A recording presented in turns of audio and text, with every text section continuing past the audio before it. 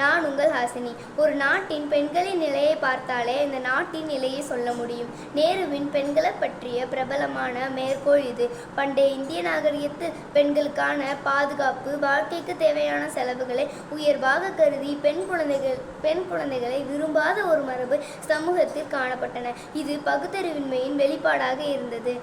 பெண் குழந்தைகளுக்கு கள்ளிப்பால் கொடுத்து கொண்ட செய்திகளும் இருக்கின்றன. பெண் குழந்தைகள் விரும்பிய கல்வி கற்க முடியாது, பாதுகாப்பாக சுதந்திரமாக வெளியில் நடமாட முடியாது, பிடித்த தொழில்துறையை தேர்ந்தெடுக்க முடியாது, சிறு வயதில் திருமணம், சீதன கொடுமைகள், பாலியல் தொந்தரவுகள் என பல அடக்குமுறைகள் பெண்களுக்கு எதிராக நம் சமூகத்தில் காணப்பட்டன.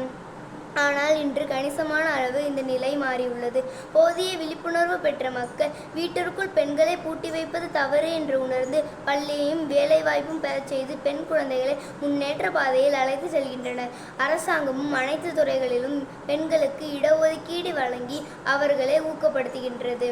நம் அரசாங்கம் பெண்களுக்காக குழந்தை திருமண தடை சட்டம், வரதட்சணை தடை சட்டம், பெண்கள் பாதுகாப்பு சட்டம் என பல சட்டங்களை அமுல்படுத்தி பெண் குழந்தைகளின் வாழ்வாதாரத்தை மேம்படுத்தியது. இன்று விவசாயம், தொழில்நுட்பம், அரசியல், சட்டம், விளையாட்டு, விண்வெளி, இராணுவம், கப்பல் துறை, காவல்துறை போன்ற எல்லா துறைகளிலும் பெண்கள் ஆண்களுடன் இணைந்து போட்டியிடுகின்றனர். தற்போது நடைபெற்ற பாரிஸ் ஒலிம்பிக் தொடரில் மனு பாக்கர் 2 வெண்கலப் பதக்கம் வென்று ஒரே ஒலிம்பிக் தொடரில் 2 பதக்கம் வென்ற முதல் பெண்ணாக சாதனை படைத்துள்ளார். பட்டங்கள் ஆள்வதும் சட்டங்கள் செய்வதும் பாரினில் பெண்கள் நடத்த வந்தோம்.